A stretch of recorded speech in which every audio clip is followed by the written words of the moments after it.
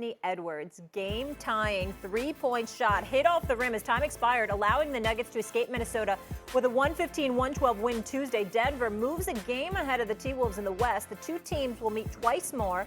That's on March 29th and April 10th. The Nuggets now move in second place in the West, just percentage points behind the Thunder.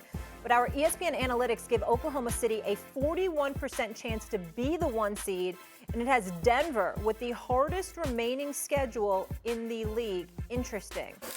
Is last night more about Denver or Minnesota, Stephen A? I think it was more about Minnesota, simply because without Karl Anthony Towns playing the second game of a back-to-back, they came out on that floor and they fought against the reigning defending NBA champions, led by the best player in basketball, Nikola Jokic. That's the way I look at it. It's just that simple to me. And so when you come into a game, we started off the show yesterday. We were talking about Anthony Edwards and what he was going to do, what he's capable of delivering. We were all singing his praises or what have you.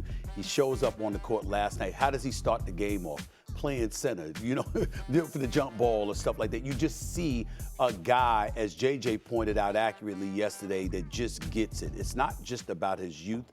It's not just about his ability as a player. It's that youthful enthusiasm that comes along with it, him wanting to be out on the court, him wanting to perform, him sensing the fact that he's the marquee and I'm going to answer the call, and then going out there and going at the Denver Nuggets the way that he did. The Denver Nuggets is just an elite team. They're champions for a reason. Jokic is just something special to behold. His back-to-back threes, obviously, you just look at it, you just throw up your hands like, this guy is sensational. He really, really is. But Anthony Edwards finishing with 38 and 8. I didn't like the way Minnesota was jacking up threes in the fourth quarter, JJ. Too many threes, weren't really trying to get to the basket, weren't making them because they just seemed flat at that particular moment in time. But I can't say enough about Anthony Edwards from a personality standpoint, his willingness to embrace the challenge, the moment, the hype and hoopla that comes along with it. That's what I walked away thinking about. And remember, they play each other again, I think, 2 more times. March 29th, April 10th. Exactly. So they play each other 2 more times. They're already one-on-one on with the season. And come playoff time, Karl Anthony Towns will be back. And based on what we saw last night, if they were to meet, it seems like it would be a highly competitive series, which is all you can ask for. Yeah, for me, this was more about the Nuggets. And I'll say this. As a player for 15 years and as now a fan who watches basketball every night, how many times have we seen a fully loaded team, a very good team, go against an undermanned team, and that undermanned team outperforms expectations? Like, this is an opportunity for each guy. Luke Garza getting big minutes, right? This is an opportunity. Nickeil Alexander-Walker getting to play a bigger role. The Denver Nuggets right now, to me, are in championship form. I agree. Coach Michael Malone talked about this text message that Nikola Jokic sent over All-Star break. Hey, guys, we got to come back from break with the proper focus. They're 12-2 since the break. Them, along with Boston, have looked like the class of the NBA since the All-Star break. Michael Porter Jr., the way he's played, the way he closed last night, that's what it's about to me. Absolutely. Having that guy that you can rely on. He is averaging over 20 a game since the All-Star break, shooting over 40% from three. And the interesting thing about last night... 63% in clutch time this year. There you go. Yeah. The interesting thing about last night to me was this notion that we can beat the Nuggets if we make Jokic a scorer. He had 2 assists last night. Only time he's had that few of an assist was back in November against the Houston Rockets. He feels the game. He reads the game. They start the game last night with Kyle Anderson on him. What does he do? He plays aggressive. He's got Luke Garza on him. What does he do? He plays aggressive. He feels the game and he reads the game to perfection almost every time. I love him. He's great. And I tell you, I do understand your point about Denver. I think that team is going to win a championship again. And this is an interesting little rivalry because Minnesota played Denver very well last year. They were down 3-0. They won the 4th game, and they lost the game 5 in overtime. Did you do that game? In overtime in Denver, that was a great game. They almost won. They almost forced the game 6 in that series. I did game 3 of that that series. series. You did game 3, right, okay. But I know you did a game there. Yep. But Minnesota's played Denver pretty well. I got to give Minnesota a little break. Half the team's out, so I'm not going to make too big a deal about that. But I'm generally with you. Denver continues. They beat the Celtics twice. They won in L.A. when LeBron had the 40,000th point earlier in the year on a Saturday night. A lot of hoopla. They beat the Warriors behind in Golden State. That team is a tough team, and I think they're going to win the whole thing. I want to say this. I'm still not sold I'm not giving up on Boston. I still think Boston. I think Boston and Denver appear to be on a collision course, and I think that Boston. That's the finals we should have had last year. Boston against Denver. I thought it would have been a better matchup in the NBA Finals. I think definitely it would be an ideal matchup right then because in terms of offensive efficiency, Denver's second only to Boston right now at this particular moment in time. Last night, Porter, Jokic, 22 points in the fourth quarter, 7 for 7 shooting, didn't miss a shot.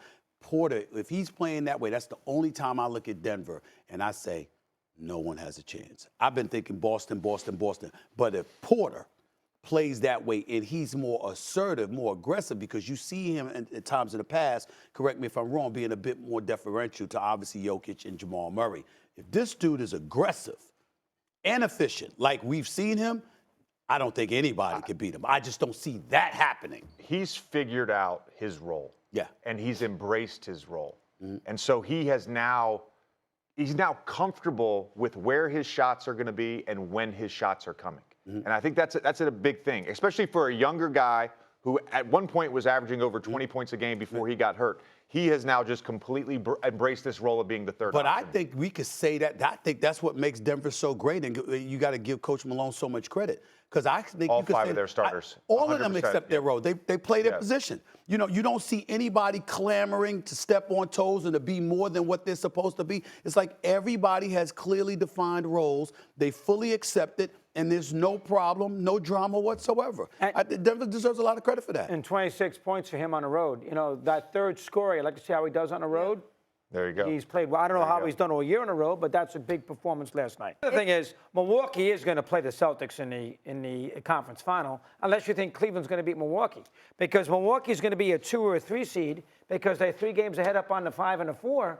So Milwaukee, unless you think Cleveland's going to beat them, Milwaukee's going to be in the conference final, and we all think the Celtics are going to be in the conference final. So that percentage should be more than 34%. I'll let you guys wrangle over that. Here's the thing about Tatum, okay? If you look at the top 10 players in the league right now, and I was doing this the other day, top 10 in the league, where would you put Tatum? About 8, 7? Top 10. So one of the top 10 players in the game? Well, he is one of the top 10, but what number would he be? I got to think about it, but it certainly wouldn't be as low as 8. I guess it would. I don't think so. Well, let's go through them.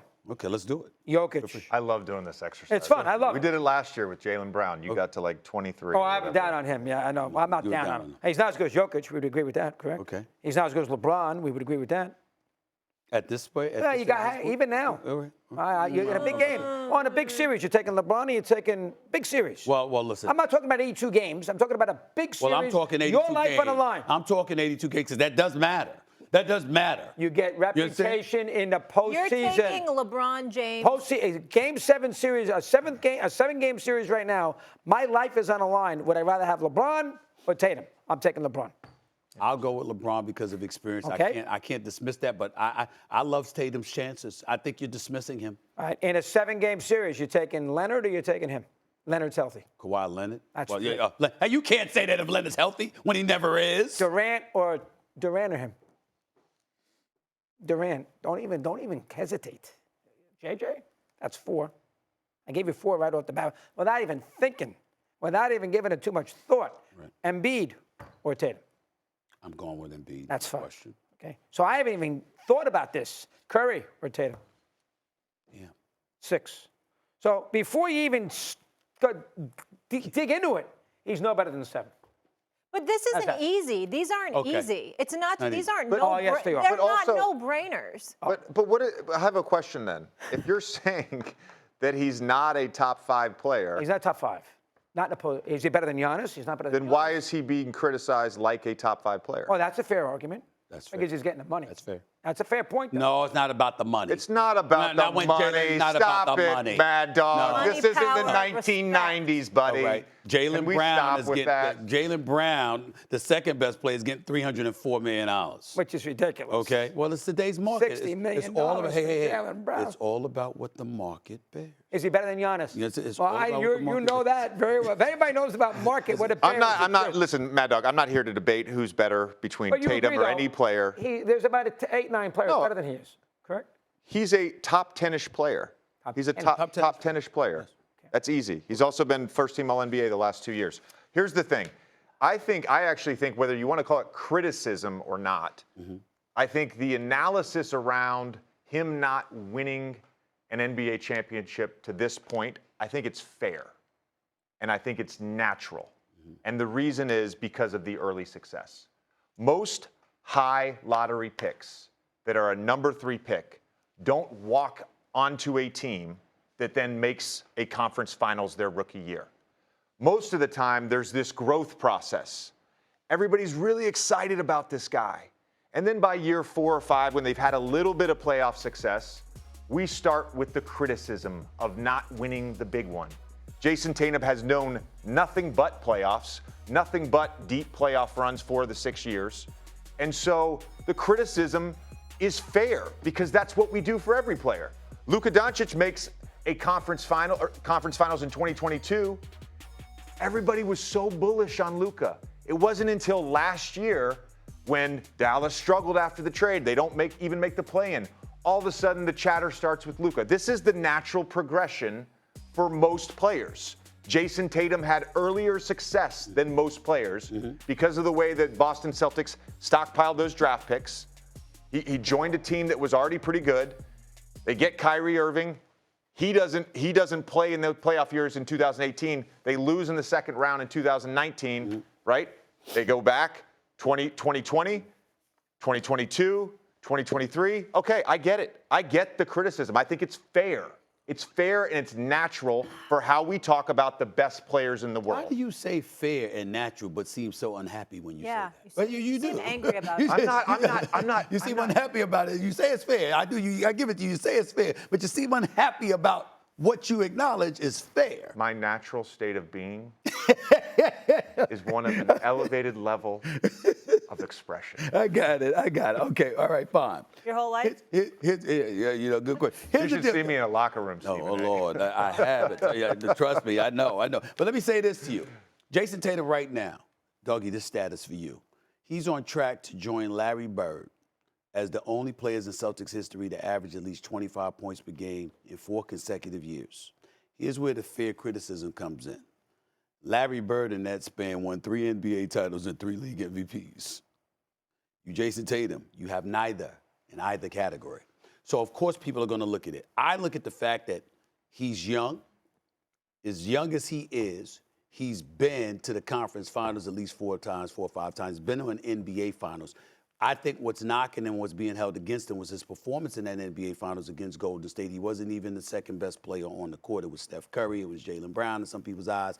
Obviously, you look at it, I think Andrew Wiggins, you can sit up there and say he was 4th because Jayson Tatum didn't have that great of a series. I believe in this kid. Wanna try to boast at what I look like. Keep them going, try to wear, I pull up long range. Jimmy with the heat, I'm on fire. It's NBA over here, feeling good.